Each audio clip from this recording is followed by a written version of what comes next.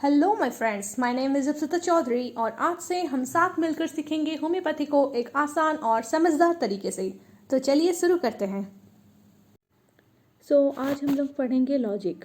Stuart close ने अपने book genius of homeopathy में बोला था, science teaches us to walk, science is theory, art teaches us to do, art is practice. मतलब science हमें काम करने के लिए सिखाता है तो साइंस एक थ्योरी है, लेकिन आर्ट हमें करने के लिए प्रेरित करता है तो आर्ट एक प्रैक्टिस है। जब एक आर्टिस्ट अपने आर्ट में साइंटिफिक टेक्निक्स को अप्लाई करता है तो उसका आर्ट एक परफेक्ट आर्ट बन जाता है।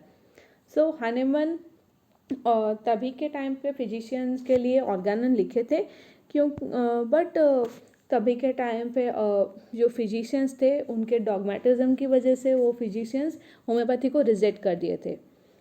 Then a good prescription, a good diagnosis, a good examination, this all depends upon a correct applications of principles of logic. जब भी हम लोग साइंस पढ़ते हैं या फिर कुछ भी पढ़ते हैं साइंस से रिलेटेड, तो उसमें हमेशा इंडक्टिव लॉजिक का यूज होता है। आगे हम लोग पढ़ेंगे लॉजिक क्या होता है, इंडक्टिव लॉजिक क्या होता है, डिडक्टिव लॉजिक क्या होता है, उसका यूजेस हम लोग प्रैक्टिकल लाइफ में कहाँ कहाँ करते हैं। The word logic means the science and art of reasoning, जिससे हम लोग ये सोच पाते हैं कि ये अगर हो रहा है तो ये क्यों हो रहा है, वही होता है लॉजिक। कुछ बहुत बड़ा बात नहीं है लॉजिक में। Then Oxford advance learners dictionary में ये बताया गया है लॉजिक को कि ए वे ऑफ थिंकिंग और explaining something whether it is right और रॉन्ग। मतलब एक चीज़ सही है या गलत है उसको एक्सप्लेन करना है। एक थिंकिंग का एक वे ही है लॉजिक, कुछ ज़्यादा बड़ा बात नहीं है उसमें। तो पुराने टाइम पे उस लॉजिक को यूज़ किया जाता था for the purpose of argumentation और डिस्प्यूट वगैरह में कि ये चीज़ में ये लॉजिक है तो यही बात सही है। वैसे तो लॉजिक में हमेशा दो चीज़ ज़रूरी रहता है, वो एक होता है प्रेमिस, एक होता है कंक्लूजन और इन्फरेंस। प्रेमिस मतलब एक जनरलाइज स्टेटमेंट और एक आइडिया जिसके ऊपर ये रीजनिंग बेस्ड है, और इन्फरेंस मतलब एक कंक्लूजन है जिसके जो अवेलेबल फैक्ट्स हमें मिले, जो जितने भी प्रेमिसेस हमें मिले उसके ऊपर हम जो कंक्लूजन डिराइव किए, जो इन्फरेंस डिराइव किए, वो होता है inference. So there are two different types of logic. First है deductive and second one is inductive. Deductive logic में हम लोग क्या करते हैं, इसमें generalise premises to particular inference में हम लोग एक रीजनिंग करते हैं। मतलब एक एग्जाम्पल लेके हम लोग समझेंगे तो अच्छे से समझ पाएंगे। इसमें क्या होता है कि यूनिवर्सल और जनरल प्रेमिस एक रहता है, मतलब जनरल एक एग्जाम्पल, एक पॉइंट ऑफ व्यू रहता है, उसके बेसिस पे हम लोग उसको उससे डिराइव करके हम कुछ फैक्ट्स उसमें से निकालते हैं जो कि हर चीज़ के लिए सच होता है। वैसे अगर जनरलाइज हम जो आइडिया, जो फैक्ट हम बताएं वो अगर सही है तो उसके बेसिस के हम लोग जो इन्फरेंस निकाले हैं वो भी सही ही रहेगा। एक एग्जांपल को लेके हम लोग समझेंगे डिडक्टिव लॉजिक होता क्या है। तो एक जनरलाइज प्रेमिस है, all medical students are intelligent, और उसके पर्टिकुलर इन्फरेंस में है Rama is a medical student और Sita is a medical student.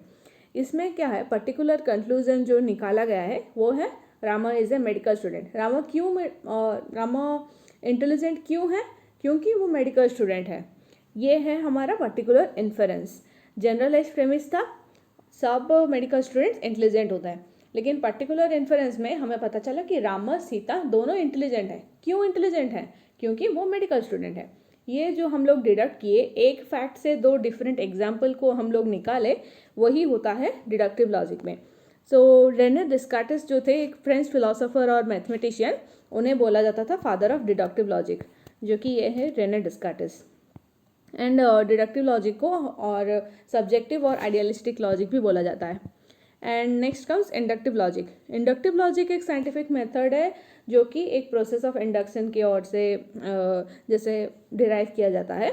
इसमें क्या होता है कि बहुत सारे पर्टिकुलर फैक्ट्स रहते हैं और उसमें से हम लोग एक जनरलाइज्ड कंक्लूजन निकालते हैं।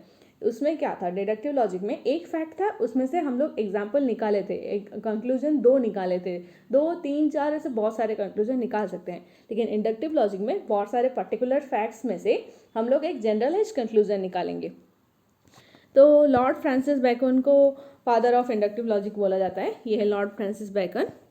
तो इसमें हमें ये मेक श्योर करना है कि कंक्लूजन निकालने से पहले जो भी हम लोग जनरलाइजेशन निकाले हैं, जो भी जनरलाइज प्रेमिसेस हम लोग निकाले हैं, वो सब सच है या नहीं, और वो सब फैक्ट रिलायबल है या नहीं, हमें बार बार क्लियरिफाई करना चाहिए, ताकि जनरलाइज्ड इन्फरेंस और कंक्लूजन जो भी निकलेगा वो परफेक्टली सही रहेगा। एग्जाम्पल के तौर पर अगर लिया जाए, सेम ही एग्जाम्पल को हम लोग यहाँ पे लेते हैं कि पर्टिकुलर फैक्ट्स समझ लीजिए कि पर्टिकुलर फैक्ट्स है, Rama is intelligent, he is a medical student, Sita is intelligent, she is a medical student, and Somu is intelligent, he is a medical student. So इसमें से हम लोग कंक्लूजन क्या निकाल सकते हैं कि वो तीनों की तीनों मेडिकल स्टूडेंट हैं, इसीलिए वो इंटेलिजेंट हैं, तो all medical students must be intelligent, ये कंक्लूजन निकलता है। ये है जनरल कंक्लूजन, जो कि नॉर्मली इंडक्टिव लॉजिक का यूज़ मेनली होम्योपैथी में ज़्यादा होता है एज़ कम्पेयर टू डिडक्टिव, क्योंकि ये और एक वीडियो में हम लोग अच्छे से डिस्कस करेंगे इंडक्टिव लॉजिक एंड होम्योपैथी के बीच में रिलेशन क्या है। नॉर्मली अगर अभी के लिए एक एग्जांपल के तौर पे अगर देखा जाए तो ड्रग प्रूविंग को हम लोग इंडक्टिव लॉजिक में ले सकते हैं, क्योंकि बहुत सारे हेल्दी ह्यूमन बींग्स के ऊपर हम लोग एक मेडिसिन को टेस्ट करने के बाद ही हम वो मैट्रामेडिका प्यूरा में हम लोग उसे रिकॉर्ड करते हैं। ऐसे नहीं कि 1 या 2 में टेस्ट करके हम लोग डायरेक्ट उसे प्रिस्क्राइब करते हैं। तो होम्योपैथी और इंडक्टिव लॉजिक का बहुत मतलब गहरा रिलेशन है। Inductive logic supports the freedom to investigate and the freedom to study the nature and freedom to draw conclusions individually. इसमें हम लोगों को इन्वेस्टिगेट करने के लिए टाइम मिलेगा और नेचर को उसके जो जनरलाइज्ड प्रेमिस है उसे इन्वेस्टिगेट करने के लिए टाइम मिलेगा, अलॉन्ग विथ कंक्लूजन को अच्छे से हम लोग स्टडी भी कर पाएंगे individually. So that's it about logic. Thank you. For more such type of content, kindly like, share, comment and subscribe to this channel. Thank you for watching.